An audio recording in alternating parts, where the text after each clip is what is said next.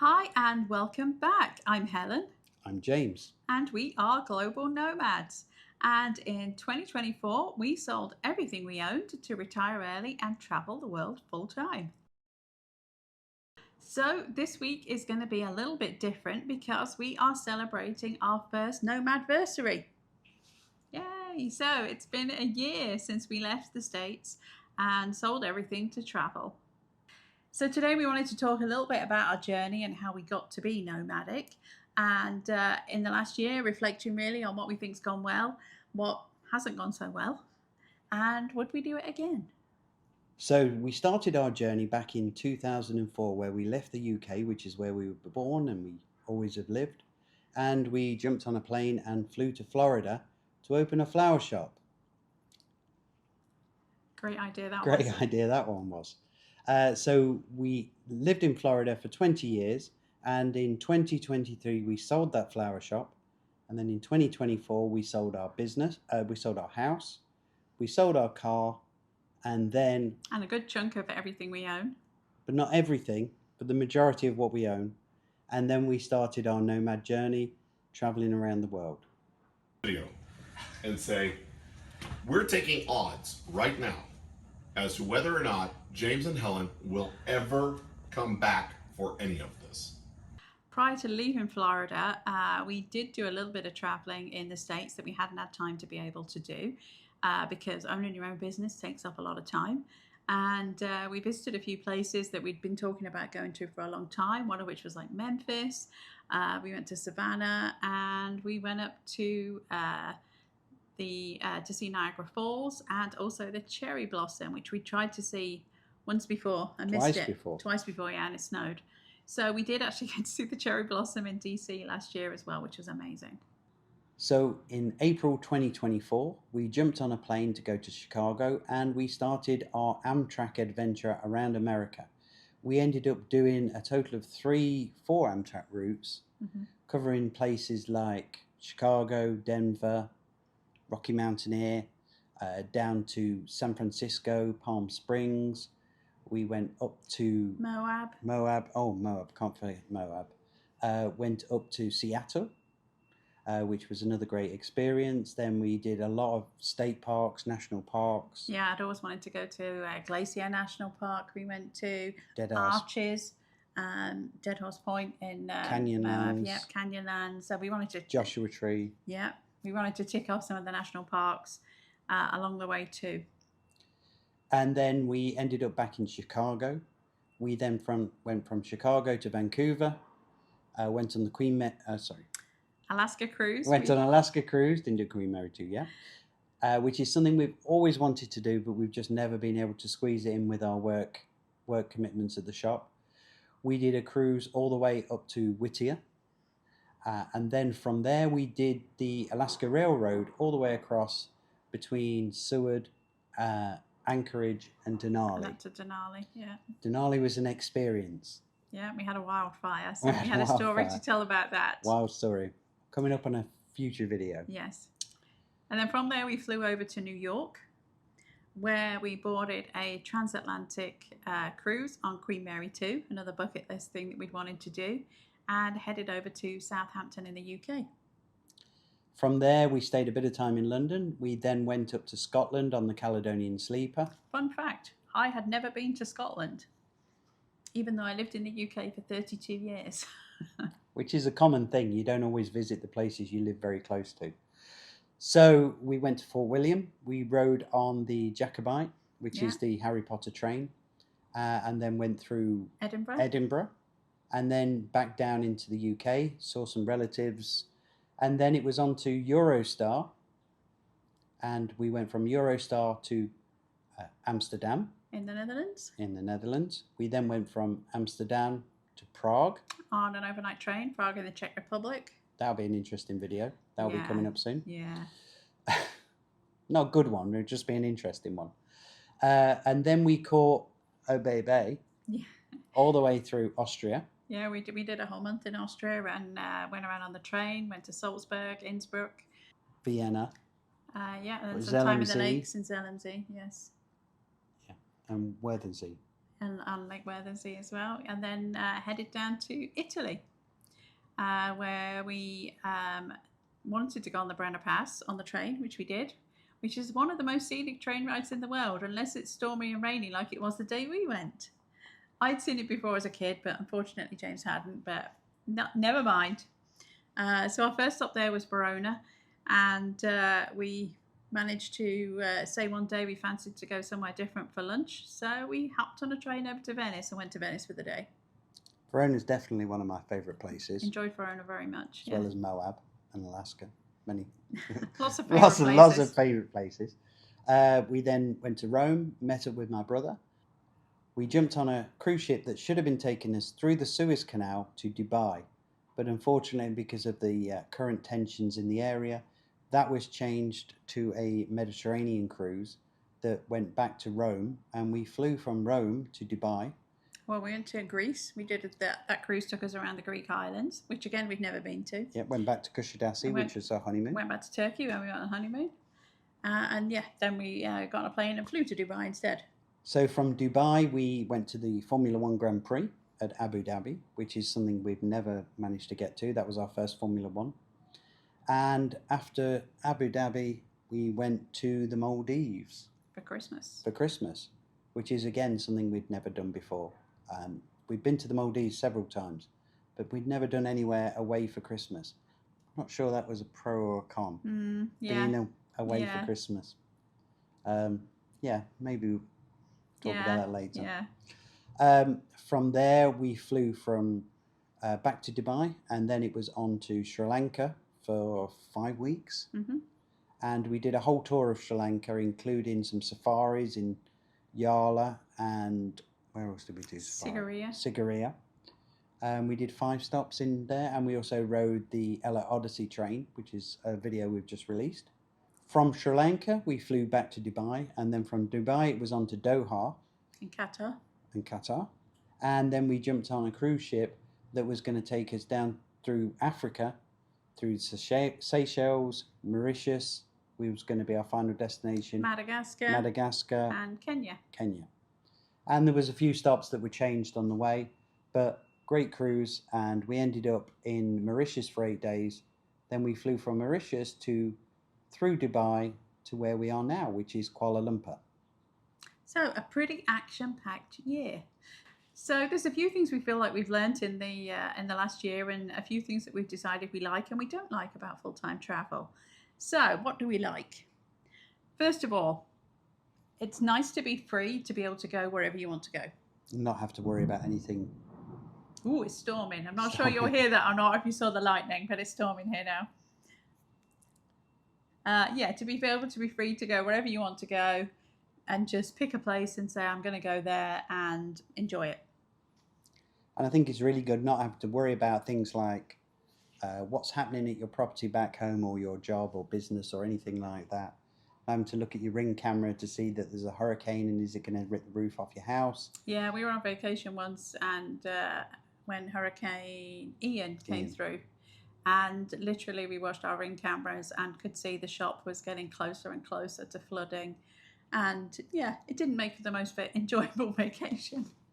And we're talking to people who've had damage from hurricanes on several occasions, whether it be our business or whether our home, and having the freedom not to have to worry about that. No one's going to damage our home because we haven't got one. So of course, what's not to enjoy about travel, but the big thing for a lot of people is enjoying the culture, the food, seeing different things, different places. Definitely a plus. Never time to get bored, because there's always the next place to go to. And every day is different. It is. Because we sold pretty much everything before we left, although, disclaimer, we do have a storage unit back in Florida still with some things in, mainly personal things, photos, that kind of stuff. But we do have some stuff, and I know that that's a big thing about, do you have a storage unit? Are you really a nomad?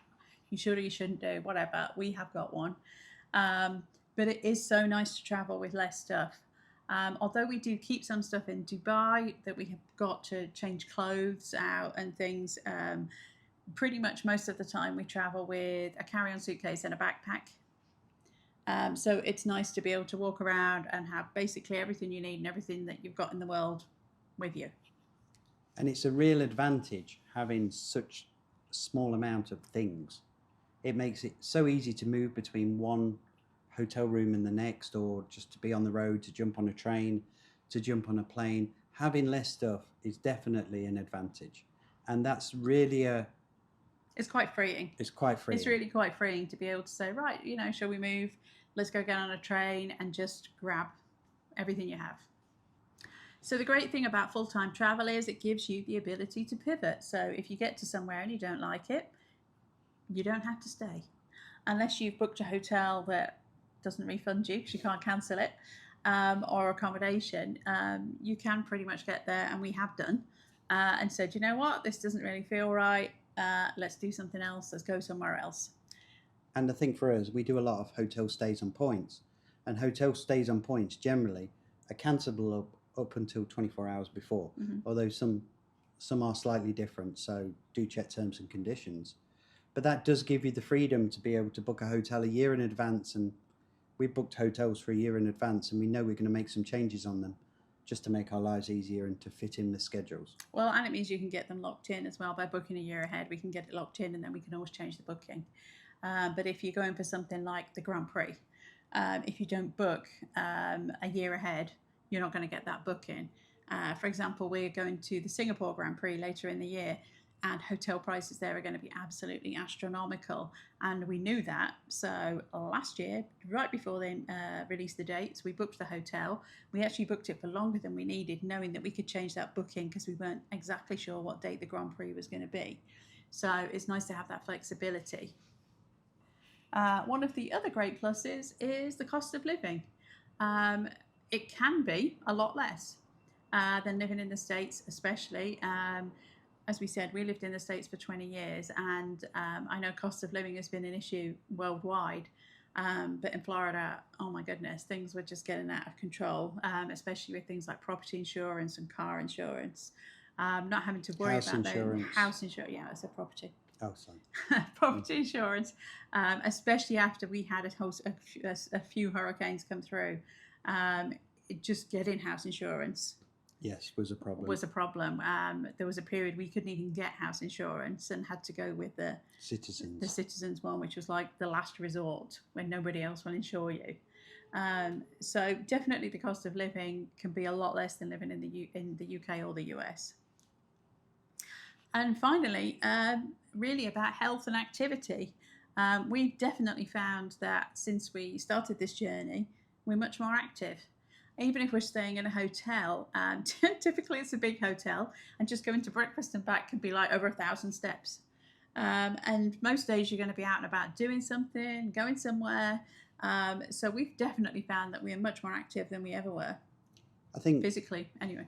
Yeah, I mean, I think if you were just sitting on the sofa just watching regular TV or whatever you're going to do, especially as where we are in Florida and the traffic's crazy, you wouldn't generally go out as much as we do. We can literally do something different every day of the year for the rest of our, and we don't do tours every single day because it would just be tiring. It really would be tiring. It really would, yeah. But you can literally, we're in KL for 2 months here. We've got plans all the way through for the next year, and we've got some amazing things lined up, and either we're doing something or we're looking forward to doing something or we're planning something. You really do have more. And typically where we stay, like we're in the city centre here in KL, that you're going to walk. And that's often the case with where we stay, because we're often in big cities. Then everything is walkable because you're not going to have a car. You haven't got a car. So Dubai was a bit different. We drove or had Ubers. But in the main, you're going to be in places where you're going to walk a lot more anyway. So a few of the things that we didn't like or we learned in our journey, one of the biggest ones that we learned was planning. Planning consumes so much of your life, and that sounds like a real first world problem. But you literally, we're at the moment sitting here planning Australia and trying to work out with ChatGPT different itineraries and how we can accommodate different trains and different flights, and how we get from one continent to the next and then going back through to meet up with cruises. And you have kind of things planned in, and just trying to get everything down on a spreadsheet it's just really, really tiring, and it doesn't stop because you're always traveling. You may have weeks where you don't do any travel, but there's always a monkey on your back saying you need to start planning for that next leg of the journey, or you need to start looking at, as somewhere approaches, you need to arrange day trips, not just hotels, not just flights. It's your whole aspect of your life is always changing. And for some people, I mean, I can't say it's the nicest part of our travels. It's a really big time-consuming part of it. One of the other things that we found is that when we set off, we didn't know how long we would want to spend in America, and we set off at a really fast pace. We were doing hotels every 2 or 3 nights, and that's just tiring. And well, part of that was driven by the fact that hotels in America are expensive. It's an expensive place to travel, so we were trying to get through some stuff as quick as we could. And we booked a cruise on July 6th, so we had to be at a certain point, and we wanted to try and see as much as we could between one day and the next day. We did too much. There's a shock. No, that's never happened before. We tried to squeeze too much in, and I wouldn't say it burnt you out, but seeing so many different things that quickly, and they were amazing things. Seeing Alaska was amazing. Seeing the Tetons, seeing Moab were amazing. Some of the train journeys were amazing, even if the service wasn't. Thanks, Amtrak. But some of the things that we saw, it just felt like every time we opened our eyes, we were seeing something that was truly amazing. And it can be quite tiring because you're always packing up, and then you're moving to a new hotel room or to a cruise ship or whatever. And it takes its toll on you. So part of that is we've traveled too fast. The next con would be hotels or Airbnbs, standard accommodation, comfort levels. Is the bed going to be comfortable? Is it going to be in the middle of a city where they're currently constructing an apartment complex right outside your room? Like right here. Like right here. So 7 a.m. they're pile driving into the floor, or the elevator you can hear. All different things like that you don't have when you're in your own house. You know everything about it. And literally you're turning up to an apartment you've never stayed in, and there's where you're going to be for 2 months. So there's a lot of unknowns. Another con is the practicalities. And when we talk about practicalities, we're talking about hair. I'm sure most people have their own place that they go to get their hair done every single month. Their nails done, as you can see. Now, it's not a luxury for me because I have an autoimmune disease that makes my nails really brittle. And I spent a year trying to not have my nails done before we left. But they just break and split and crack, and they split like halfway down. So I did go back to having my nails done. But it's a pain trying to find places to go and get it done. Doctor's appointments, prescriptions, all of those kind of things. If you imagine in your own life, you've got a doctor, you just go back to the same doctor. You go to a prescription, you go to the same place. All of that you're discovering for the first time, including groceries. Every time you're looking at a different grocer, where you perhaps haven't got everything you want, and perhaps you don't understand exactly what. Google Translate is your friend. Yeah, and you learn, but yes, all of those things are cons. One of the biggest cons also is trying to eat well. Sometimes that's really easy to do. Some of the hotels we've been in have some really nice food that's healthy for you. And then some of the hotels or places that we go to, you really just have to live with what you get. Or sometimes you've had a long travel day and you're tired, and it's just easy to get either food that's not good for you, or like you grab a snack rather than getting a meal, and stuff like that can be a little bit more challenging. It's always difficult when you're staying somewhere where if you're in a hotel for a week, a month, or 3 months, and normally people are having, I'm on holiday, so I'll have a treat. I'll have bacon, I'll have sausage, I'll have fried eggs, I'll have donuts. You're showing your Britishness. Yes. I'll have bacon and eggs. Bacon and eggs. And we don't do any of that. We just generally have yogurt and fruit and juices, because if we ate like that, then every day wouldn't end well. No. So with all that taken into consideration, what have we learned? There's a few things I think we've learned and are going to be doing differently going forward. The first one is, if it doesn't feel right, walk away. We have done that a couple of times in hotels. And there's a couple of times we should have done that. And there was a couple of times we should have done and didn't. The main one being Sri Lanka, where we arrived at a hotel, walked in, didn't feel right. We both kind of went, oh, this isn't really what we were expecting. We should have just walked away because we both sat there and said, we don't really feel comfortable. And then the following day, I fell down the stairs in the hotel and the rest is history. Injured my ankle pretty badly and ended up in hospital. Broke 3 bones.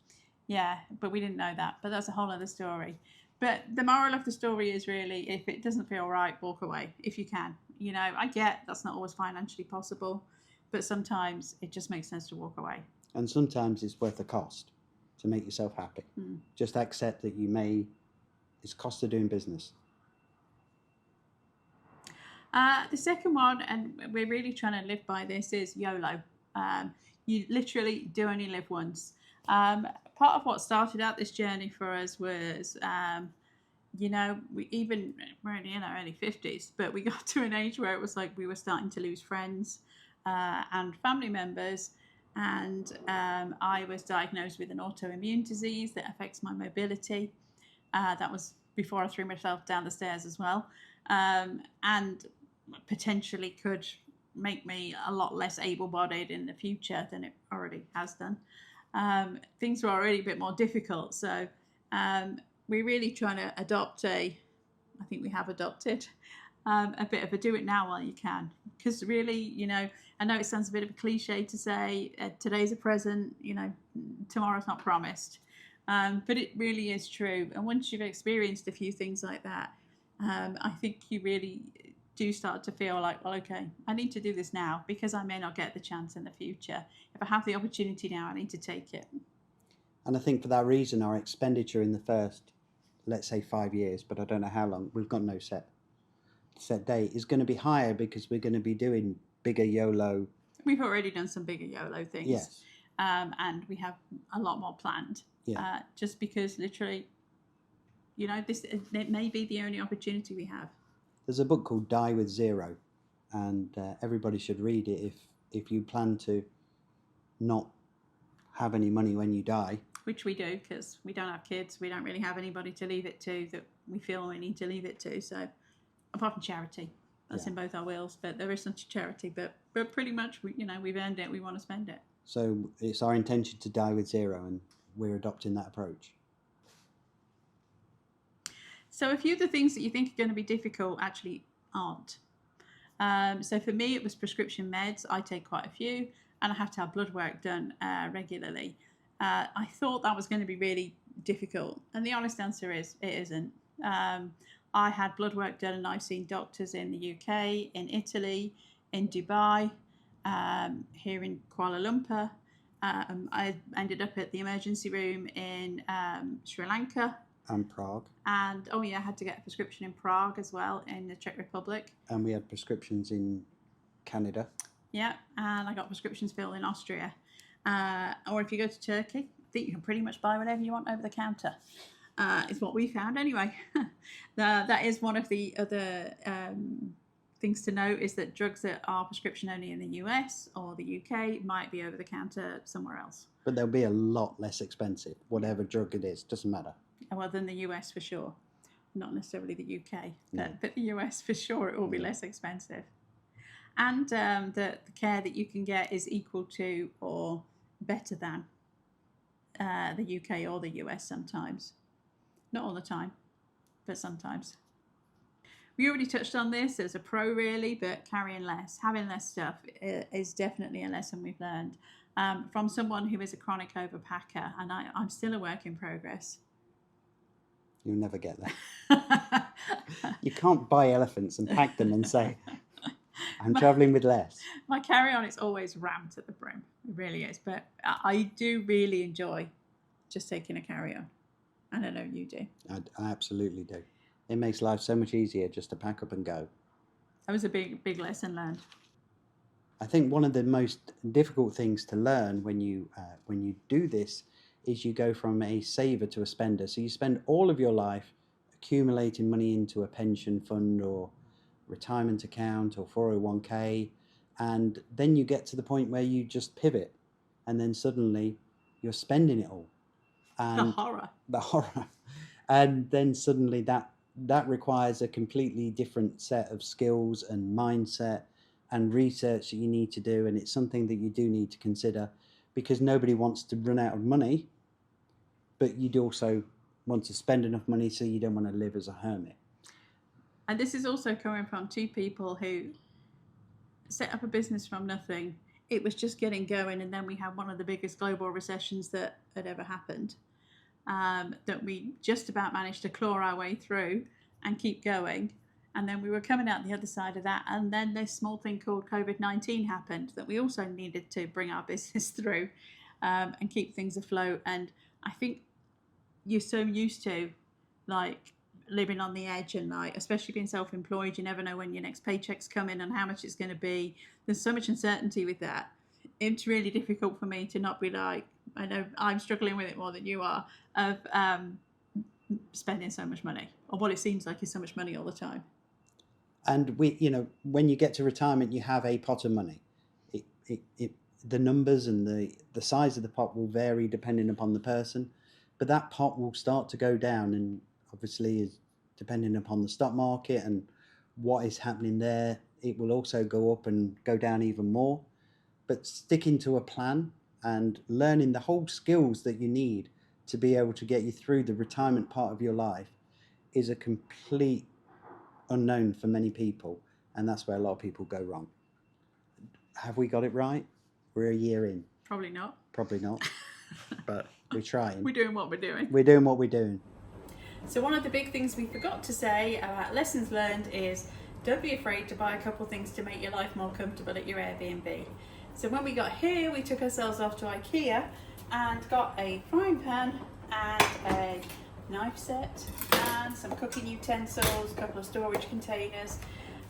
We actually also ended up buying a topper for the bed because the bed was pretty hard.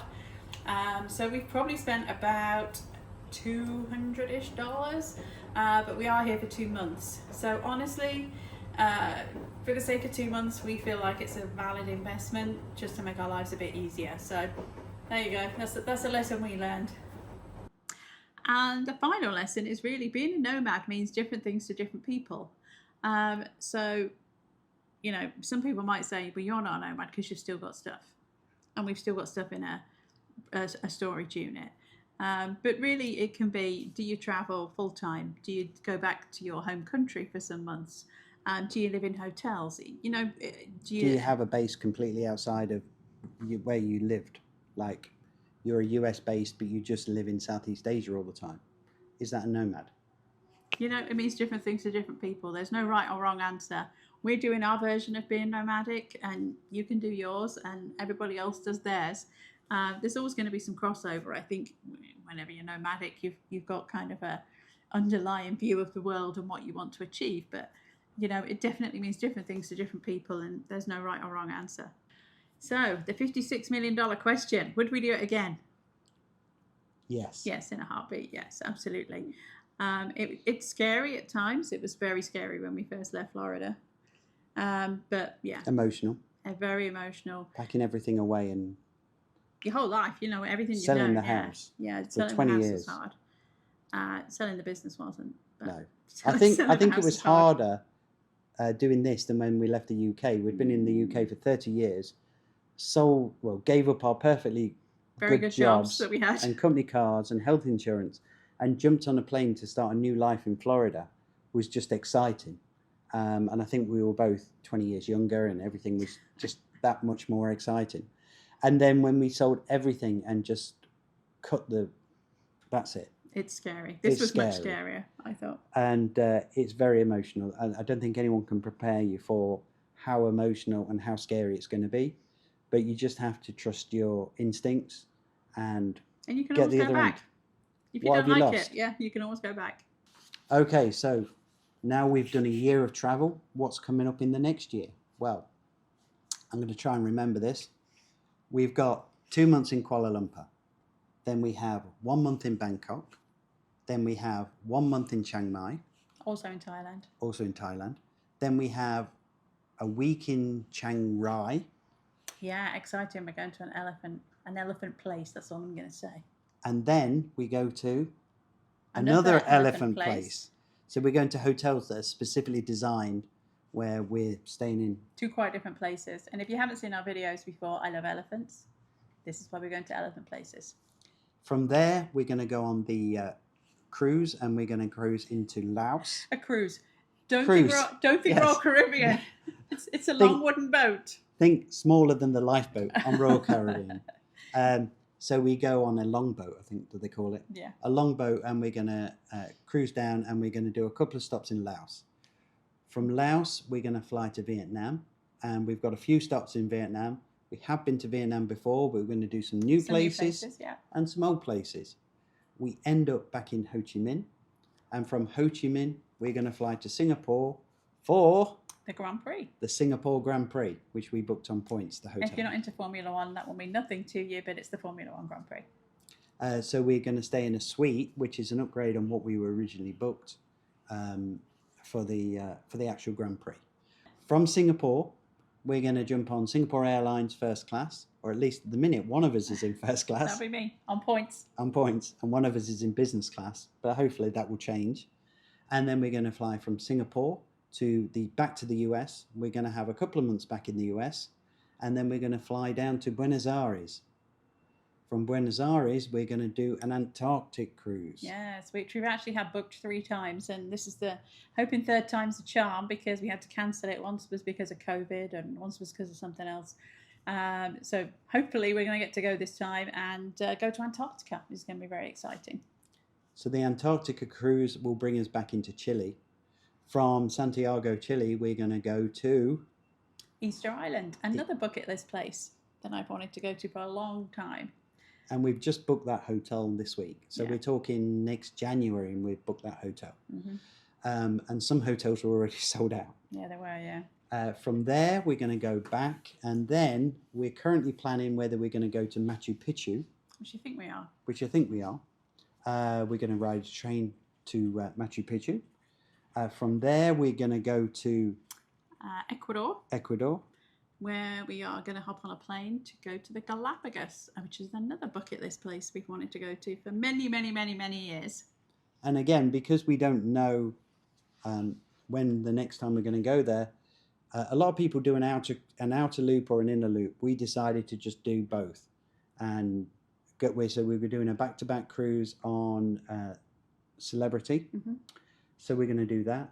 And then from there, we're going to go back to Santiago, which is where you've got to go, and then on to Australia. We're still in the very early stages of planning Australia. Planning for 3 months in Australia, and then we will hop over to New Zealand, because we need to go to New Zealand anyway to get on the flight that we need to get onto to go to Tahiti for a cruise that we booked, again, over a year ago. 18 months. Nearly 2 years ago, that we booked. So we're going to do Tahiti, the Cook Islands, Bora Bora, Tonga, and then we finish in Fiji. So very excited about that. And then from Fiji, it's going to be, we haven't really got our plans firmed up yet, but we're probably going to be heading back. We may do another stop after that, but the plan will be to go back to the UK for a couple of months and catch up with family and friends. And then probably then head over to Florida again, because... Well, we've got the cruise booked. Oh, yeah. Yeah, we are going to Florida. We're going to Florida because we're going to get in a cruise. We booked a transatlantic from the UK to Florida. Again, that was booked 4 months ago.